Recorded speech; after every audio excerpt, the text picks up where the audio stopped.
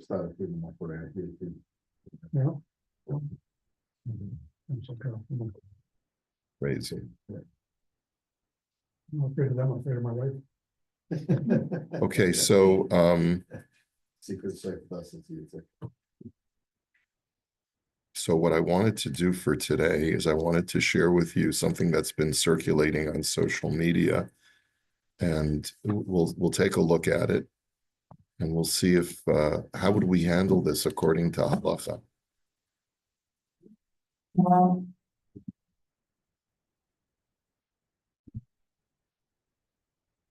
Okay, so we'll just look at the headline: Big Grocery versus Small Business. Sobeys pressures suppliers to cut off independent Thornhill grocer.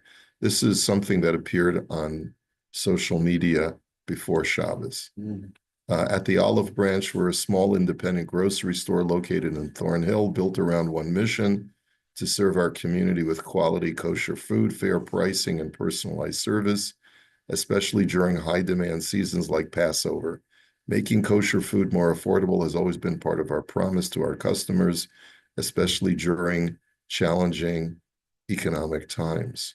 But instead of a fair fight in the marketplace, we're now facing pressure from a large national competitor, Sobeys at Clark and Hilda, that's trying to push us out, not by offering better service or lower prices, but by using their market dominance to block our access to products. Over the past few days, we were informed by several of our longtime suppliers that they can no longer sell to us, not because they don't want to, but because they were threatened with losing their much larger Sobeys contracts if they continue doing business with us. That's not fair competition. It's corporate intimidation, and it's likely a violation of the Competition Act. Do you know, familiar with that, Marv? Which prohibits abuse of market power to limit consumer choice and punish smaller players. What makes this even harder is that the suppliers themselves are mostly small businesses too, caught in the middle, fearful of losing a decade's worth of business with a giant retailer.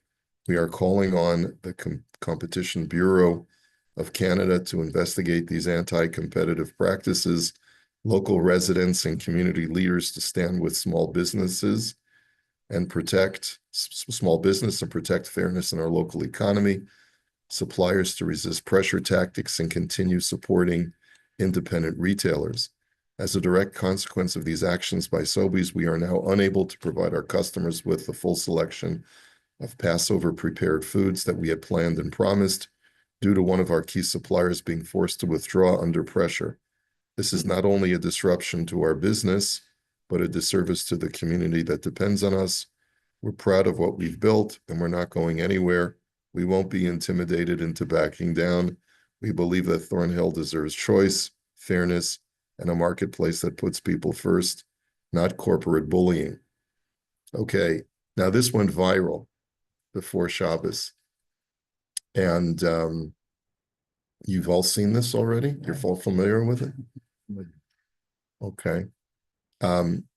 So the first thing that we learn when we learn these Choshen Mishpat halacha is that part and parcel of Choshen Mishpat halacha is to never take an allegation like this at face value unless you verified it. So we have no way of knowing. I've tried to verify Sobeys whether this is true or not. And so far, there seems to be some basis for this, but not 100%. So far, I've only been able to verify that there was one local food preparer that told Olive Branch that they were not able to provide them because of some kind of exclusive that Sobeys wants with them. So I haven't been able to verify more. But the community reaction has been to be so supportive of Olive Branch because of the way that they've portrayed themselves, which is a brilliant marketing strategy. But whether or not it was appropriate for them to publicize this still remains a big question mark in my mind. Yeah, absolutely right. Yeah, we learned a couple of principles that apply here. I actually had a case in court like this as well. It's not uncommon. The principles we learned was economic duress, right? That's a tort. Did Sobeys commit an economic duress? Did they commit unfair competitive practice? Was it an abusive process? What we're missing is to be in economic duress or to be unlawful competition or abusive power or whatever it is in the marketplace. There has to be illegitimate pressure, unlawful pressure, conduct which is not otherwise permitted. So let's throw one other fact in. What if the suppliers at Sobeys were under a legitimate non-competition clause or an exclusive clause with Sobeys already? They had a contract that says you'll only do business with us and not compete with grocery stores in a geographic area for a year or two, whatever it is. If that was the case, and Sobeys flexed and said, don't do business with our exclusive suppliers, which under contract was a legitimate contract, then the economic duress saying stay away or we're going to sue you or whatever it is legitimate pressure because they're already under a legitimate contract not to compete and not to do business with whoever. So the other side of the story is that, so what's wrong with it? It's mean, it's bullying. Okay, like that's life, business, yeah. That's life in the marketplace, right? Protection. But if they're poaching other clients and they're doing other things like this and whatever, they don't have a non-compete clause and they don't have a contract with them or whatever, and it's all fair game. And they say, if you do this, we're gonna write to your other suppliers and tell them not to do business with you. That would be illegitimate, unlawful pressure, whatever. They have no right to do that. So I think there's something missing. There's something missing from But all it's of quite often that supermarkets will protect their business by securing a particular brand of product that you can't get in other supermarkets. So if you want that brand, you have to go to that supermarket to get it. I mean, that's a typical supermarket practice. Right. So maybe, we don't know, maybe they do have a sole agreement they would own this. It's quite possible. So we don't know. And therefore we should not be judging. And even though, let's say, I think that what people are expressing, their indignation, first of all, shows you how fickle the public is. Sobeys been supplying this community for what, 30 years or something to that effect. And so you want to argue, this one guy wrote, they've been ripping us off for years. I mean, come on. They've been providing kosher food that no one else was able to provide for years also. So you got your mob with the pitchforks and the torches online, which is really it's disturbing. I have to tell you personally, it's disturbing to see how quickly the public will turn on someone that has been supplying the Jewish community for so many years. Now, do you understand the psychology? Well, with a letter like this, they're manipulating the public with a letter like this. I'm not really so happy with what Olive Branch has done. I understand that it's a marketing tool, and if there's truth to it, there's justification for being upset. But instead of trying to settle it quietly, to bring it to the public is okay. Are they allowed to do this if it turns into a court case? Making public all of them? Yeah. You might get sued for defamation if you say the wrong things, against the other person, that's untrue. But you can do it at your risk. Yeah. Well, they really, in that statement, they really haven't said anything except for the fact that they're speaking to the Trade Commission about unfair practices. Yeah, you And can they haven't named board. anybody except for a specific firm. They haven't said anything about what the action was or who it was. All they've done is said, very broad terms. It's very much a spin doctor twist. Yeah. So anyway, I'm selling the chametz to Justin this year.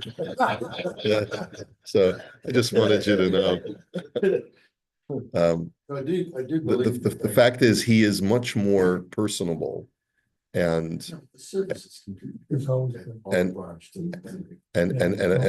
and really reaching out to the customers to try and create that relationship than Sobeys ever has. And I think that's what the public is latching onto, they feel that they are seen and respected more at Olive Branch, and that's what you're seeing. And it's a cautionary lesson for, I guess, any kind of service provider. I mean, I know I'm very conscious of it. I'm in a service provider business, which is a shul, and we get complaints all the time that people come here and they feel it's too big, it's too impersonal, it's too cold, and no one comes over, and so and that's why some people don't like coming here, but you have to try to overcome that. Also, bringing a complaint to the people like the regulator, like the Competition Bureau, is a double-edged sword. Because once they unleash the investigators, they look at both sides, right? What have you guys been doing that might be anti-competitive also? Right. And they can shut them down too, so you gotta be careful. Aren't they an American company? Owned by American? I think partially owned, yeah. That's going to be trouble, huh? Okay. Okay, so I wanted to bring this to your attention because there are many Choshen Mishpat issues that have to be explained here. One is unfair competition. And we know that there's a principle of hasagas kavul, of trying to encroach on someone else's business and unfairly compete, unfair competition, halacha. And so I figured we're searching for a new sefer. So let's go through a sefer that systematically teaches us the halachas of neighbors and unfair competition in one sefer. So this is a sefer that goes through the Shulchan Aruch's rules on neighbors and unfair competition, and then it has one section where it just goes like very tersely going through the various halachas. So first, he starts off in this. Does this go under Choshen Mishpat still, under the categories? Yeah. This is right in the bailiwick of Choshen Mishpat. Okay, so Keitzad lihitmodeid kesheshachein meitzik alo avel. How should you conduct yourself when a neighbor is causing you disturbance for no reason? So Siper Hagri, this is like an introduction to this section. Siper Hagon Rav Yitzchak Zilberstein Shlita, that Rav Silberstein, who's a big posek in Eretz Yisrael, told me the following story. Nigei Shala Yehudi v'Siper Sheshchenu Meitzik Lo Ma'od Umamash Rodefo Tov Yared L'Chayav Alo Avel B'Chapo. A Jew came to me and said that his neighbor is causing him disturbance and really is just making his life miserable for no reason. He hasn't done anything wrong. Sheilato hayita mala asot b'mikrezeh. So his question was, what should he do in that situation? Keitzad lihipater me'ashachein hatardan. How do you extricate yourself from a disturbing, or what would be another word, a disruptive neighbor? V'heishavti lo shu tzarech lismoach sheyesh lo shachein kazeh. I told him that he has to rejoice that he has such a neighbor. Halo patach elai zug einayim timehot. So the guy looked at me with wide eyes in amazement. Va'az hisparti lo shehine beparshat haklalot ne'amar v'nastem ve'ein rodef etchem. Yes, it says in the Torah when God presents the curses to the Jewish people that one of the curses will be that you will flee and no one is pursuing you. V'shoel hagra anicha shevinastem hiklala aval ve'ein rodef etchem ma klala yesh b'kach. So the Vilna Gaon asked the question, I can understand if you're spending your whole life running away, that's not pleasant. But why is it that running away when no one's running after you, why is that part of the curse that no one's running after you? Halo brachi, wouldn't you rather run away when there's not a lion chasing you than when there's a lion chasing you? Okay. Umitaritz hagon al smach pasuk, and so he answered based on the pasuk in Koheles, V'ha Elokim yivakeshet nirdaf, that God will seek out the pursued, meaning that God will show favoritism to he who is the underdog, to he who is being pursued and is being hounded. Dahainu she'etzem ha'uvda she'a'adam hu begeder nirdaf ma'anika lo hatavot mesuyamot. The very fact that a person is being pursued by others even if for good reason. But the very fact that you are vulnerable to the attack of others will cause you to be the beneficiary of kindness from heaven. God will seek out your welfare and will try to help you. And so that's what the curse means when it says that no one will be pursuing you.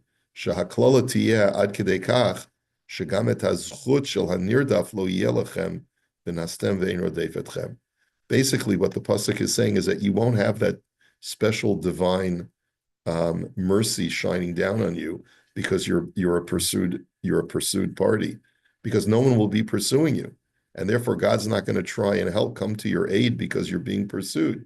You're just going to be running away, and without that divine grace. So amarti la Yehudi hahu, and therefore I said to this Yid, the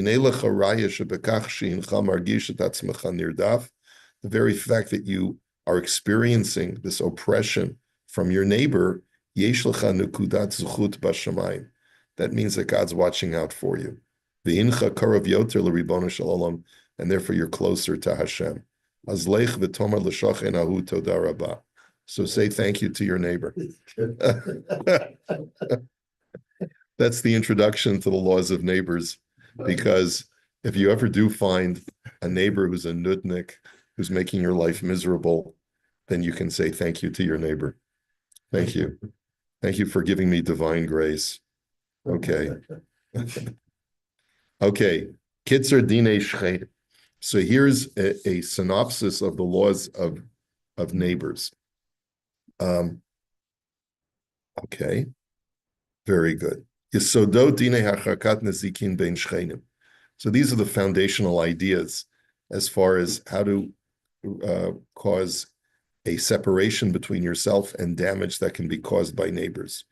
Shimushim shechayav adam limana milasot birechusho kedei shelo yaziku l'shcheno. So first, we're going to go over the halachos of that, what a person must do in order to avoid causing damage to his neighbor by doing something on his own property. We've talked about this before in various cases, where if a person is doing something on his own property, but that it causes a nuisance for his neighbors, that could be restricted in halacha. Ne'amar b'mishlei, deracheha darchei noam v'chol netivoteha shalom. As we know, the pasuk, we know it very well, it's in our davening. The ways of the Torah are ways of pleasantness, and all of its pathways are peace. Lefichach asur min haTorah la'adam lishtamesh beveito o b'chatzero, b'chol davar haholech umazik shimush chavero beveito o b'chatzero. And therefore it is prohibited for a person to utilize anything in his house or his courtyard or his backyard in any type of function that could cause damage or in any way prevent his neighbor from doing his normal living in his own property. Im hadavar holech umazik kamot shenitain, v'gam kemazik kehemshech mimakom shenitain. He says, regardless of whether what is happening on my property is holechu mazik, from the place where it originates, or whether it causes damage by just being restricted to my property, but still causes damage, let's say visual or audible damage. Shaharezem bichlal mazik b'chitzav. He says that's what the Gemara discusses when it talks about damaging with your arrows. Like if a person's shooting arrows on his property and those arrows travel and cause damage, that's a form of prohibited behavior. But what? Practicing golf on the backyard. Practicing golf on or target practice. But told that Eshu v'imhizik chayav l'shalim. And it's a subcategory of lighting a fire on your property that goes and travels to your neighbor's property. And if you do cause damage, you have to pay for damages. Some say that you're not necessarily liable for financial damages if it's only causative damage. Biram ein hamazik tzarich laharchik et atzmo mishum zeh ela lefi ma sheroga lahazik. However, we also have to clarify that a person only has to cease from doing those actions that are normally the causes of damage. V'nimsar hadavar lachachamim l'shar shir zeh b'chol davar v'davar. And this is subjective to the opinion of the sages of the generation in every situation. Let's say my neighbor is super sensitive to sound or super sensitive to light, and that sometimes will not be actionable against me because what I'm doing is not offensive to the average person. Like, let's say my neighbor is super sensitive and I live above him in an apartment building, and every time I walk across my living room, he hears the floorboards creaking, and it drives him crazy.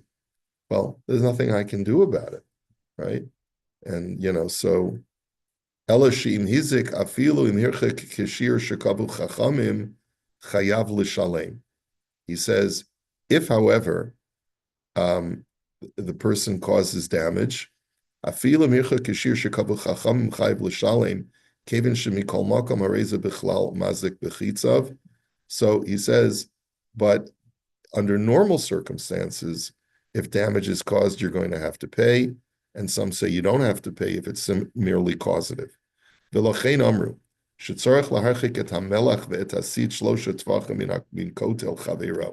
classic example that the Gemara talks about is the need to distance, let's say, a salt mine or a salt preparation pit, or a limestone, like a plaster, where people would use lime to prepare cement. So I have to distance those, let's say, those industrial sites from my neighbor's wall at least 3 tvachim, because if I put them immediately adjacent to my neighbor's wall, they could have a corrosive effect on the wall that's between my neighbor's property and my property. He says, Shehu shaltita boni el gabi karka, because these things, the walls are made, let's say, out of plaster and are resting on the ground, mishum demelach v'sid v'chulei motziin hevel v'koshen lakoto, because these ingredients that I have on my property are caustic and they could damage a wall. V'gam kasher netinat hamazik hanal lo naset biyadayim mamash ela b'tarovet koach acher she'eno ela gram chitzav. And also, even if the damage that is on my property, the source of damage is not direct, but rather it is brought about through other means, so that I'm only doing causative damage. Maybe it's because of a wind or something like that. Upater al hezeko kivin she'eno ela grama mikol makom lechatchila asur shima shanal v'tzarich laharchik kishir shekabu chachamim kivin shu mikol makom gram chitzav. So even causative damage, I can coerce someone by taking them to Beis Din to distance or eliminate that source of damage from their property. Okay, that's the first principle. Second principle. Kol makom shetzarich hamazik laharchik atzmo, afilu hayta reshut harabim mafsika bein habatim, kegon shtei chatzerot b'shnei tzidi reshus harabim tzarich laharchik. This halacha holds true, that when I have a source of damage on my property, I have to distance it from my neighbor. That applies even if there's a public thoroughfare that divides between my property and my neighbor's. Let's say I'm creating smoke or tar or whatever. So the argument can't be, well, how does this have anything to do with you? There's this huge divide between us. But no, if it does travel, then I'm responsible. B'chol makom shetzarich hamazik laharchik atzmo im avar v'lo hirchik arihu chayv lizdalik below shahanizak iten lo shum damim beinim rabim heim hanizikin ubeinim hanizik hu yachid. Anytime that the person whose property is causing damage is obligated to distance, then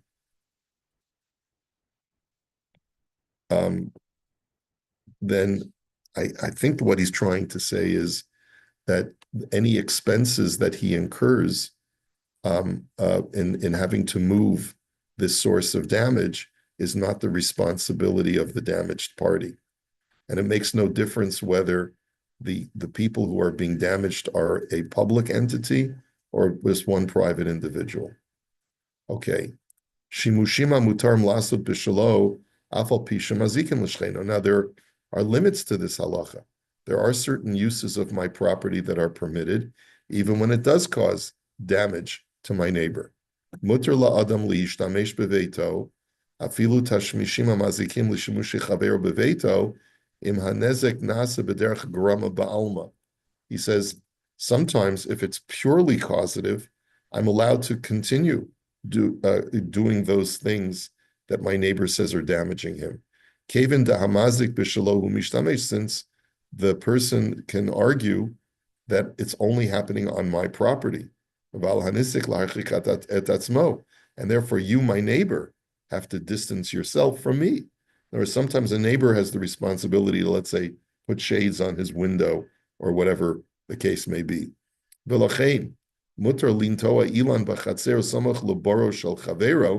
And therefore it is permissible for a person to plant a tree in his courtyard that is not that distant from his friend's well. And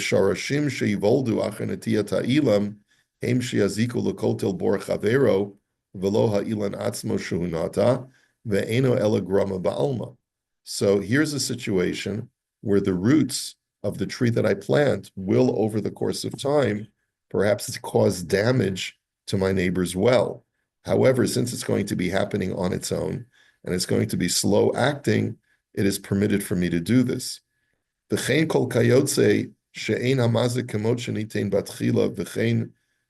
says, and this will be true when the damage will only be caused after a period of time where it's not the intent of the person doing the action to cause that damage, I think he's saying.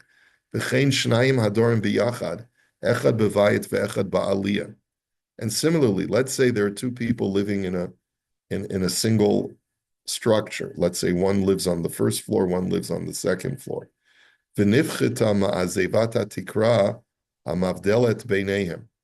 And so, for whatever reason, there is a breach in the ceiling that separates the upstairs neighbor and the downstairs neighbor.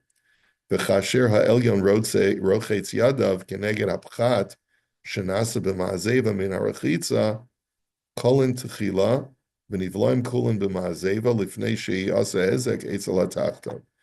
And let's say when I wash my hands, the water goes into this breach and collects in a puddle in the space in between the upstairs and the downstairs. V'hainu kagon she'enu rochetz b'mayim merubim v'apchat shenas b'ma'azeva einenu gadol harei ein ha'elyon chayv laharchik es atzmo v'alanizik laharchik.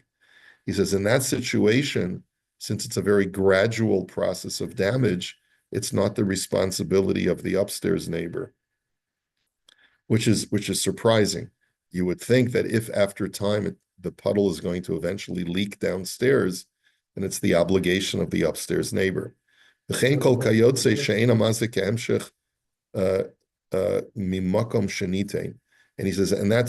says, that's also like the slow growing roots, because it's something that happens over the course of time, and therefore it's not the sole responsibility of the upstairs neighbor.